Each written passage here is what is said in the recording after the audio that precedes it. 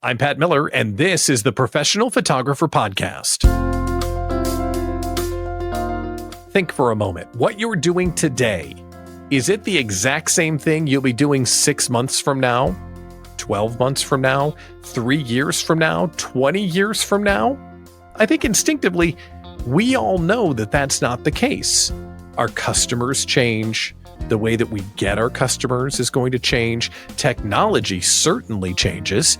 I mean, in this little recording, I've had 3 new AI models released, and that's just been like 30 seconds. We know times are changing, and our interests change too. So how do we reframe what success looks like? How do we live with purpose and adapt as the marketplace changes? Well, today we're going to have that conversation, and this is a little bit, up in the clouds a little bit. But I think every once in a while on this show, we have to have a conversation like that, because whether we like it or not, tomorrow is not the same as today. So we're bringing on Liza Gershman. She has done basically everything. I mean, think of something in photography, she's done it. She's taught it, she's shot it, she's done it. And on this show, she's going to be really honest and tell us what we need to hear about reframing success and adapting with the times. This interview, you're going to love it. We'll be back with Liza in just one moment. Liza Gershman, welcome to the Professional Photographer Podcast. How are you today? I'm great. I'm so thrilled to be here with you all. I've been a member for 20 years, and I was just recently a speaker at Imaging USA with VSCO, the photo app, and I'm really excited to jump into a conversation with you. Now, in case someone missed you at Imaging, that's their fault, and they don't already know of you, again, their fault. Tell us who you are and what you do so we can get up to speed. Fantastic. I am a multidisciplinary creator, which means that photography is one of the things that I do. I'm also a writer and a creative director. So the way that I work is I tell stories, and photography is my first love, my first passion, and my first expressive medium. And in the storytelling, I am primarily focused in commercial photography, which includes lifestyle and portraiture and travel. On today's show, we're going to talk about reframing success and kind of changing the way that we think about a bunch of different stuff. And you've had success in your career.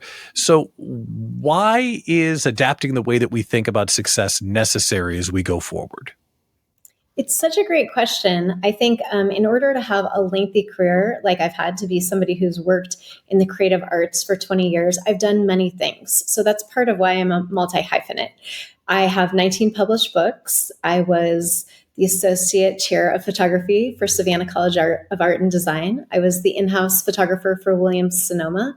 I have freelanced for many different brands that you might know, like Restoration Hardware and Airbnb, Hyatt Hotels, Safeway, brands like that. And also, in my early career, I started off as a photojournalist and a writer. So something that allowed me to have a robust career was that I could do 2 things in terms of storytelling. But I wasn't, even when I was doing exclusively photography, I was able to work in many different disciplines over the course of the last 20 years. And that has given me a lengthy career. And it's kept me learning, it's kept me creating. And that's something I really encourage, especially to emerging photographers, is to try different things to become a generalist who specializes. So in my early career, I was really focused on portraits and weddings. I worked for those kinds of studios, broke off into my own business, and worked for newspapers and magazines. Then I started getting book deals. And so as that transitioned, then I had other opportunities. I was a photographer for America's Cup, for example, and I was Jerry Brown's campaign photographer when he was the governor of California. So being able to do a little bit of this and a little bit of that, but really focus on it for the time being, has helped elongate my career. Something that most people know about me is food photography. And that is something when I had been traveling a lot as a travel journalist and photographer, and really needed to be stationed in the Bay Area for a while for some family help. And I thought, what do we do best here? Well, food and wine. And that's Bay Area of California for anyone who's listening from somewhere else. And so I hyper focused on food and wine and telling those stories. But included in a food and wine story, you have product, you have portraiture, you have landscape, you have architectural interiors, you have buildings. It's all under the umbrella of telling a food and wine story. And so when I look at something, at a project, I really think of what is the narrative arc, even if it's a visual story without a writing component. And that has helped me get many jobs that I might not have gotten if I had been focused on just one specific thing, like portrait only. Mm-hmm. It's opened up so many doors. With all of that success and all of those neat things under your belt, did you ever start to think, hey, I'm kind of famous. People know who I am. Did that ever cross your mind? No, I think as you and I have laughed about before, I don't really believe that fame is a thing. I think that we all live in bubbles, and some of us live in bubbles within bubbles within bubbles. And the influencers and the influences that I'm aware of are coming to me every day in music, social media that I follow, etc. What you look at is very different. I love to tell this story about how different the exposure we have to things really is. I was standing next to somebody looking at Instagram. I was standing next to a man looking at Instagram, and I looked over and I knew him a little bit, and I said, "Oh, what are you looking at?" It was all beautiful women in bathing suits. And I said, "What? Is that a dating app? What are you looking at?" And he said, "No, it's Instagram." And I had this moment of, oh, I didn't realize Instagram was different things for different people, because my Instagram is so highly curated to luxury travel, jewelry, beautiful table decor, pretty fabrics. My Instagram does not look anything like that. And it didn't occur to me that naturally we all have this algorithm that's feeding our specific taste. And so that man is never going to know about me in his sphere, really, realistically. And I'm never going to know about the influences in his life, in my sphere, realistically, unless it's on a massive platform like the Kardashians. And I don't know that those platforms really exist unless you're at millions of followers. And then it becomes an international, it's very, very few people are in this international fame where everyone on the planet has a TV or a phone knows who they are. So I don't generally think the idea of fame is real. I had students when I was a professor, and I would say, "What do you want to be?" And they would say, "I want to be a famous photographer." And I would say, "Well, let's unpack that, because I don't know that that's a thing." In the 90s and in the early 2000s, pre 90s, that really was the way of the world. There were very few people who were image makers on a professional level. The equipment was cost prohibitive. The facilities you needed, they would have been cost prohibitive. It was very specialized, very technical, and the access to that was limited unless that was really a deep passion of yours or became your profession. And then the exposure, we only had 20, let's say, magazines, and so if you were in that publication regularly, if you were a regular photographer for Vanity Fair, like Annie Leibovitz and Rolling Stone, everyone that was reading a magazine knew who you were. We don't have that anymore. We have hypersaturation with Instagram, TikTok. I don't know all the other things, Snap, blah, blah, Facebook, blah, blah, blah. I don't even know what they all are. So that goes to show, there's not really a thing about it. You can't be a famous photographer. You can be well known in your bubble. And my best advice to people is, well, what does fame get you anyway? Truly. And being well regarded for what you do by your peers, I think that's something to strive for. That's something there's a lot of satisfaction in having contemporaries appreciate what I do, or having someone ask to learn something from me, that's the most meaningful thing for me. If I have former students who reach out whenever they have a job come up and say, what do you think about this? What do you think about that client? I've redone my portfolio. Would you take a look? That to me is the most fulfilling thing, to have the honor of being, trusted by someone. And that's what I think we should all strive for, not how many strangers in Tibet have clicked like on my Instagram. I don't know where the meaning is in that. But. Yeah. I laughed at Snap blah blah because that sounded like that could be one of these platforms. That just might be where it's at. So I might not look it, but I remember the 80s and 90s as well. And I know what you're saying. We live in 300 million different realities in the same country right now because of the algorithms. So if we can't gauge success based on being well known by everyone, we can gauge success by having our work being good enough that people respect it. So how do we get better? How do we stay vigilant to be critical of what we do in a daily practice? Such a great question. How do we get better and how do we stay vigilant? There are a number of ways. What I found to be the most effective in my career, and audience, I promise this is not a plug for PPA, although it should be, really was my early relationship with my local chapter of PPA. Because of that relationship, because I was a participant and because I was open to learning and improving, I was able to attend regular meetings and get honest feedback about my work and about my career goals. And that honest feedback was from peers, but most importantly, it was from mentors. And what I like most about the structure of a local chapter of PPA is that the people who are running image comps, so for anyone that doesn't know what that is, you submit an image and there's a metric scale and your image is judged, and then the judges in front of everyone evaluate the image and explain why they selected this, or maybe it got 87 points instead of 89 or 93, and here's why, and here's how you could have done things differently to improve your score and improve the quality of the image.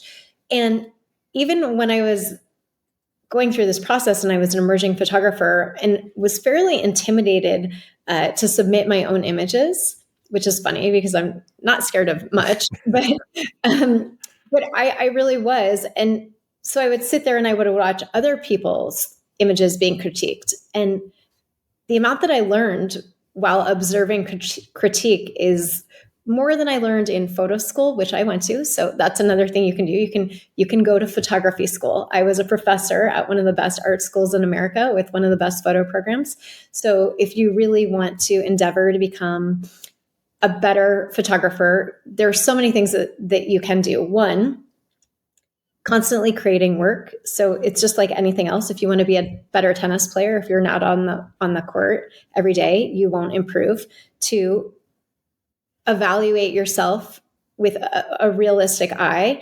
And if you don't know how to do that, which I think it takes training as a professional or as an artist to be able to see your own work from a different perspective, almost as though you have to divorce yourself from your own work. You have to be able to see your work as though someone else has created it so that you can be critical. And I think we now use this word critical or critique in a negative connotation. It's not. It's actually an evaluation with a thoughtful eye, looking for improvement, truly. And so, one, constantly be shooting. Two, get your technical skills up.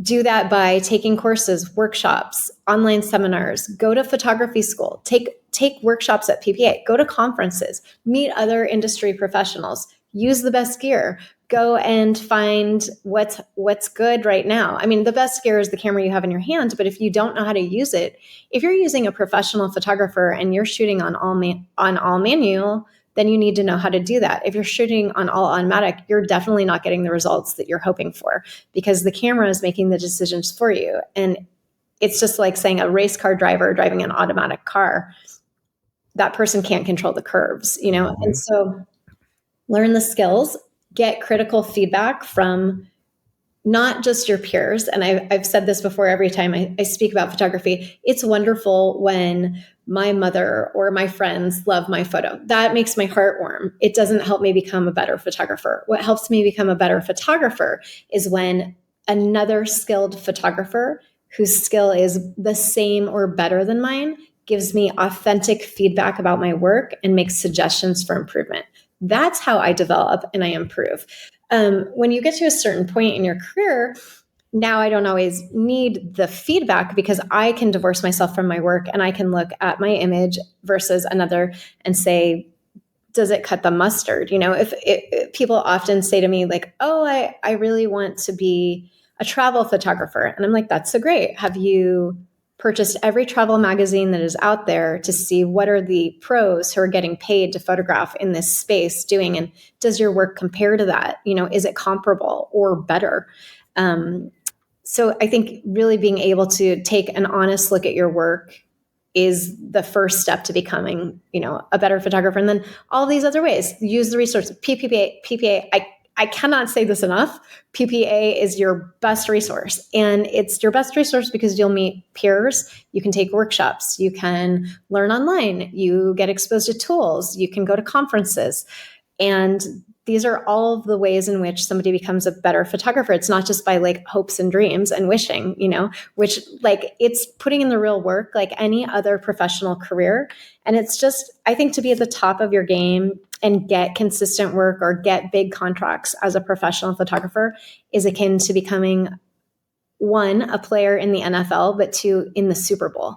So it's the same. If you think of how much work and training is a professional athlete doing, and I'm not a big sports fan, but I appreciate anyone who's at the top of their game. And I think that's one of the easiest reference points that we have in America because everyone understands what professional football is. We kind of get the gist of how much practice do they put in, what's the training, schedule, what resources do they need. If you think of your photography career in a way that is like that, you will succeed. I have no doubt. If you think of it as a hobby or something that you're putting in, on a scale of 1 to 100 being you're putting in more than 10,000 hours, which as we know is the metric for being a success in anything is 10,000 hours of practice. So if you're endeavoring to get in that 10,000 hours of practice, but have it be with critical feedback and good resources and constant learning, you will get there. You'll get to wherever it is you would like to go. If you are not putting in that 10,000 hours and you're looking at this as your business, but it's really your hobby, and your accountant can probably talk to you about that. But if you're looking at it as your hobby, then you won't get there and you'll be disappointed. So, it's be professional in your profession. You've said something that I think is pretty provocative, that elite level photography isn't something to guess about. It's something that And if you're not 100% sure that you're as good as the other guy, that means that you're not there yet. Is that true? I believe so. I think I had a massive turning point in my photographic life. I'd always dreamed of being a travel photographer. Travel is by far my biggest passion. And after I went to graduate school for English and American literature, and I went to photo school. And after graduate school, I had an opportunity to travel for a year and be in some pretty spectacular places. This was back in the film days. And somebody had convinced me that my best plan of action for my trip was to bring slide film, color slide film. For those of you who might not be familiar with the nuances of color slide film, it is the least forgiving medium of all because what you get in the frame is what you get. You're not going to a dark room. You're not judging. You're not burning. You're not changing it. You're not, this was before scanners. This was before Photoshop. You weren't running it into a system and then altering it. It was literally what you get is what you get. And there was not a back of a camera that a display to show you. It was just your skill and your knowledge and guessing, frankly, and it was a mystery. And then you'd take it home and you develop it and see what happened. And sometimes you go through the scanner at the airport and it would get ruined or you'd like lose it or back of the camera would jar open. And so it was a real mystery. Anyway, so I was on this trip. I had spent a year traveling and photographed with color film and got back, and my slides were horrible. They were terrible. I cried myself to sleep, no doubt.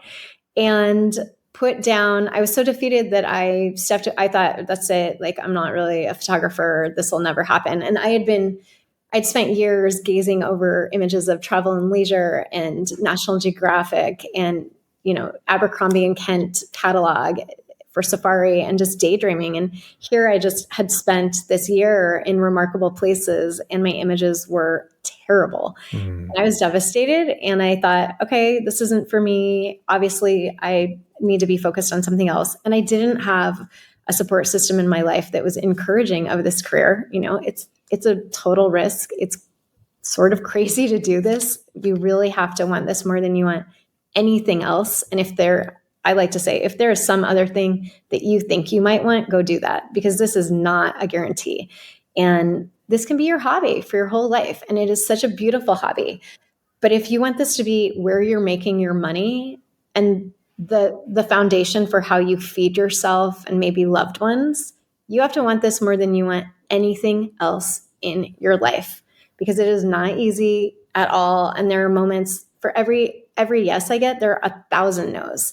And I've had this huge career, I'm 20 years in. And so after the big defeat, I had to be really honest with myself and I had to look at my work and decide, okay, it doesn't look like the images that I can see in these magazines. My composition's great. I grew up with a mother who's an artist and she took me to museums my whole life. I studied painting. I studied, I knew art theory. I understood the creative aspect of it. I didn't know the technical aspect. And so I had to make a decision about whether or not, and at that time there was no online really. And there were definitely not online resources. And so this is 2003. So I had to make a decision about whether or not this was something I could live without. And could I be okay being like an okay hobbyist, or did I really want my images to look like what I could see in a magazine? And I couldn't handle emotionally not having them look like what I saw in a magazine. It was eating me apart. And so I knew, okay, I have one choice, and that is to go all in and to go learn and to go to photo school, because that was really the only way to learn at that point in time. And so I did. I made this giant leap, one of the biggest leaps of my entire life. I went to Rocky Mountain School of Photography in Missoula, Montana, which was a dream. It was like photo camp for adults. I mean, I don't know how to describe it other than that. I learned an incredible amount. I was surrounded by others who were just as crazy as I was, just as excited about this thing that has no guarantees, and spent, 5 months learning the craft. And that was a huge turning point in my photographic experience and in my imagery. And even now, when I look back on the image, I thought, oh, they're pretty good. When I look back at the things that I created in photo school or right after, they were okay. They were not amazing, but they weren't terrible like my photographs had been before I went to photo school. So it helped me do a big jump. And having the ability to really have a critical eye. And I had to wait, an actual year to get to a place where I could be honest about my photographs and not just sad about them, where I could say, okay, that's not good enough for me. What I'm going to do is change that. And here's how. And after I left photo school, I came home, and serendipitously, that week of being home, I was walking by a photo studio and I saw a sign in the window and it said help needed. And I was like, look at that. So I went in. So a lot of my career is being in the right place at the right time, and it's being ready for the right place in the right time. So I walked by a studio. They were looking for someone to help. I went in. I spoke with the woman who owned the studio, and she did cycle of life photography, weddings, babies, engagements. she's very artistic, and her studio was this like wonderful chaos of like feathers and things everywhere, and it, magical dollhouse kind of stuff.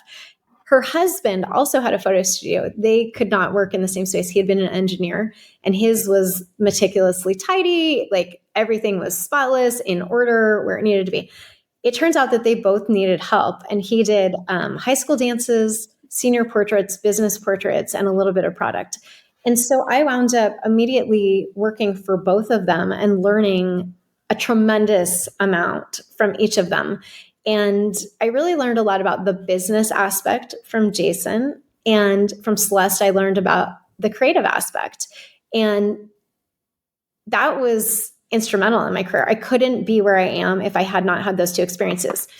Jason was and Celeste, they were both incredibly involved in the local chapter of PPA, and they wanted me to come. And I was like nervous and reluctant to go. And I went, and I recognized everybody there was older than I was by a lot, but seasoned. They all had about 30 years of experience being professional photographers. And they were willing to mentor me in every way.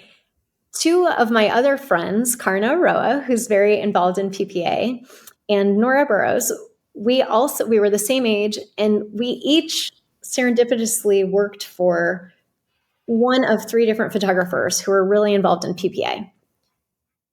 We learned very different things, but each of us still now, 20 years later, we have a very successful career. And, it's because we spent so much time learning from people who gave us honest feedback, allowed us to make mistakes and try things, gave us an opportunity to have a critical eye towards our work without judgment or shame.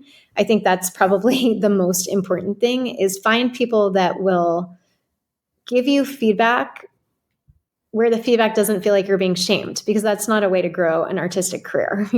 We're all sensitive, we're artists. So having peers who are more advanced than you, having feedback that was really shaped my career. And then it took off in different ways from there. We talked about reframing personal excellence and fame and success for ourselves. Let's now shift the focus to reframing the scope of a photography business, about thinking about how we take our excellence and then put it into a business product. So we're reframing the scope of the photography business. Where would you like to begin? Oh my goodness, where do we begin? Reframing the scope of a photography business, and how do we put that into a career? Looking at the market is so important. Building your network is essential. I have jobs that come to me now from people I met 10 years ago, 15 years ago. You just never know where something will drop in or how it will drop in. 10 years ago, I spoke at another photo conference and sort of thought, okay, that was my one time. Who knows if I'll ever do it again. You just don't know. And then I had this gigantic honor to speak at Imaging USA in Dallas this year. And that was, for me, incredibly meaningful. What I loved about it also was that I had so much more work to be able to think about, and so many more experiences to be able to reflect on. And so when you're building or reshaping your career, if you think about it as today, I don't think it's very helpful. If you are thinking about, okay, I'm in this for a lifetime, and there will be ebbs and flows. Some years, photography is feast or famine. Some years you might need to have another job to support yourself. Some years photography is the job that supports everything. So in that, think about, okay, if on the years that are famine, and I don't know that people are very publicly open about this. I think a lot of photographers, unfortunately, lead people to believe that you can have 20 years of feast. And I don't think that exists. I don't know anyone that has had that. And when I was a professor, my most popular class was my business class. And every class I had a photographer zoom in or fly in to talk to my students about the reality of their career. And I think in part it was to prove to myself that I wasn't the only person who had once in a while, gone and done something else. But what it is do something else that you can live with and do something else that keeps you engaged in your photo career. So, for example, I'm always recommending to people that they learn how to become a digital tech. So if you're on a commercial set, everyone has their own job in their own lane. There's a photographer, there's an art director, there's a stylist, there's a digital tech, there's a creative director. These are all things that you can do while you're still engaged in the photo world. And maybe you have a small client here or there, but you could be doing that as your steady career in the downtime where photography is not your steady career. And definitely in the transition, you have to stay current on technology and trends. And you have to adapt in order to survive. And if you're not interested in doing that, that's okay. This just isn't your full-time career. This is your hobby. And there's nothing wrong with that. Being a hobbyist is beautiful.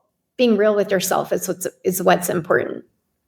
Let's dig in on that technology and the impact it's having on the industry. What are some of the big ways that it's forced photographers to change the business?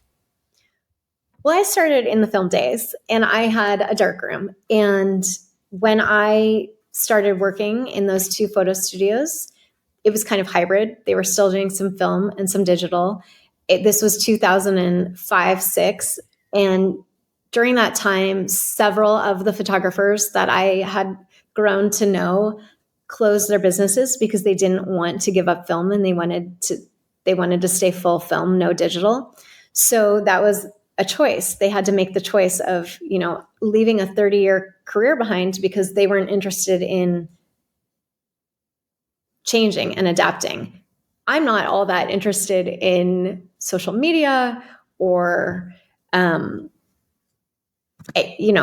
don't know. I don't want to become an AI image creator. I like being a photography creator. So I'm not sure what will happen in the future.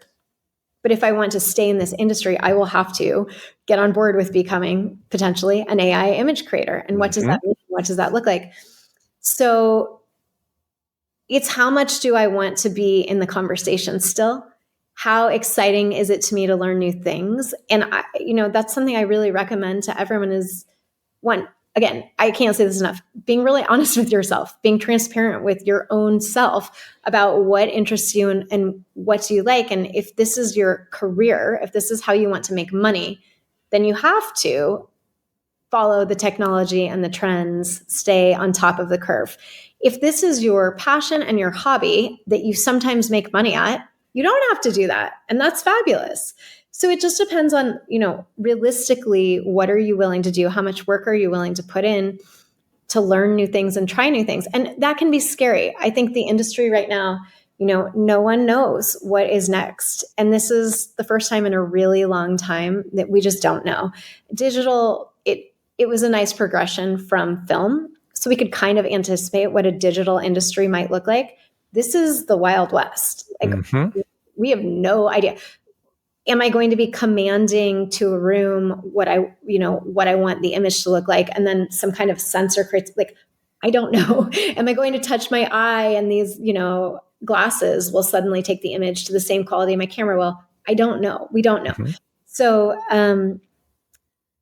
continuing to learn. I went to an AI conference in San Francisco earlier this year, and I went purely out of curiosity because I wanted to learn and see if anyone had insight in how the art world would be impacted. I was literally the only non-AI person there, out of the whole, everyone I spoke to said why are you here? And I said, well, I need to keep evolving. And this is the moment. So I better get on board, So I think those are the important things about how you maintain a career and you evolve it and why leaning into technology is so important if that's what you want as a career. And that's the point. If this is what you want, if you want your career to be a business, you need to make those choices because if photography is a hobby, that's great. But the danger is people that treat their business like a hobby. Yeah. So what ultimately do you find helps these people who are ready to make the switch from pretty pictures to profit? Like, how are they moving? What is ultimately forcing them to move from pretty pictures to profit if that's where they want to go? One, it has to be the absolute pure desire to do this more than you want to do anything else. Like anything. There cannot be another thing that even comes close to your desire to do this, because this is really hard and really competitive. And it is not getting less competitive because everyone that has a phone has a camera, and the camera phone is becoming pretty good. So this has to become the thing that is the thing that gets you up in the morning, and that you're thinking about when you're going to bed at night.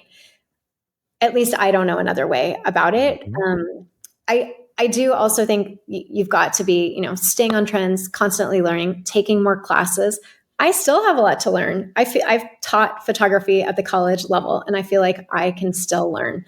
So is that like, being humble? No, but I think that's being realistic, right? And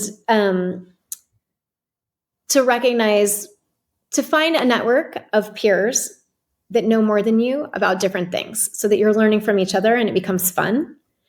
To get involved in organizations like PPA, which hands down is the most important photographic organization in America, in order to have resources, continue learning, see interesting speakers, go to conferences, find out the latest thing about gear, have business tools like insurance. I mean, I know I sound like an ad, but I really could be. I couldn't do my career without PPA. So those are the ways. And then also in the commercial world, and even as a photographer, as a wedding photographer, even I always say, assist somebody, learn. The best way to learn is on the job. So when you're starting out, find someone you can go work for 2 years, and learn everything you can about their business practices, learn everything you can about, their photographic skills. We all photograph things in different ways. There are many ways to skin the same potato. I don't know what I'm saying. What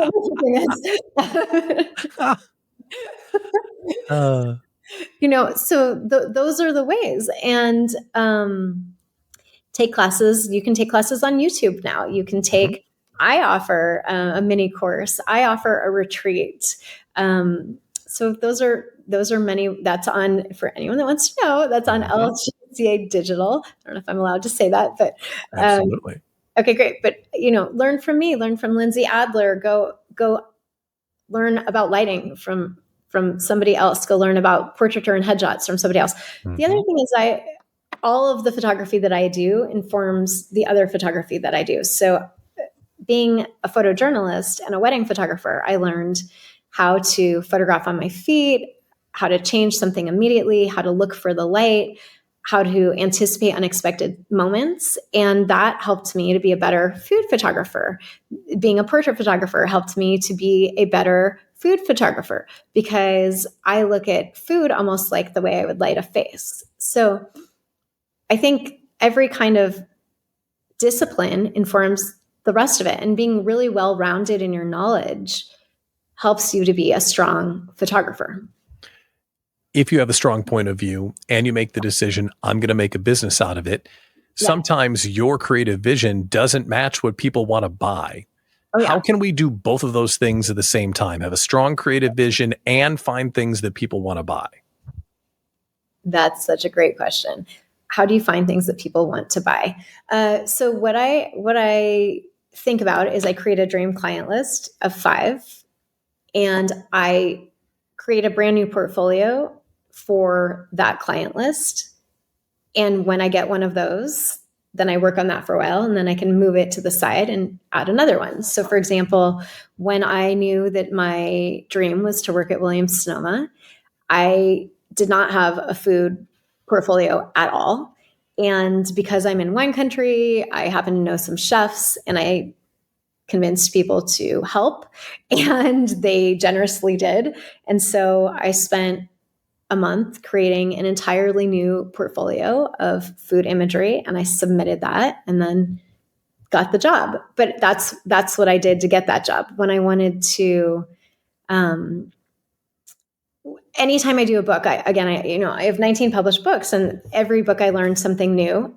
It's not as though I think I know everything. I learn something every time. I learn something that I can apply to the next book, whether it was something I could have done better or just an idea that worked well. I carry it over into my next book. So it's the same with creating a portfolio to appeal to brands. You think about, okay, I really want to photograph for Hinckley Yachts.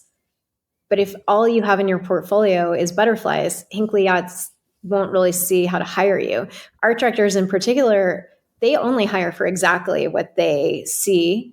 So they're looking for, the person in the blue shirt on the kayak. They're not looking for the polo pony if they're doing an ad of a person in a blue shirt on a kayak. So get to know your audience, get to know the brands that you specifically are really interested in working with, or the clients, and create a portfolio that is very fine-tuned to their aesthetic, and then submit it and be persistent. Don't, like, a no is a maybe, a no is just a not right now. And you never know when somebody will circle back with you years later or months later or days later and say, hey, that person that we thought was going to work out, they broke a leg in the Catskills and can't come to the set. Or, we did a shoot. We were trying to save money. This happens all the time. I love this one. We were trying to save money and our blah, blah, blah employees spouse is a photographer. So we had them do the shoot. I'm like, hobby. Okay, cool. And then I'm glad that went well for you. So now it didn't work, and we're reaching out to you because we have to do it again. Oh, so you doubled the amount of money that you had to spend. Okay, I'm here and available though. I am happy to help you rectify that situation. So you just don't know. It's like a no is a maybe. And part of how you can transition from being the hobbyist that you are to the pro that you want is to really nurture and maintain your network. And a network it's not immediate. I don't think that many jobs happen overnight or necessarily like in the same week or month, even year sometimes. I really do think if you're thinking about this as your career, this is a long game. A career is a lifetime. So I still touch base with people that I met 15 years ago, because at some point we might do a project together.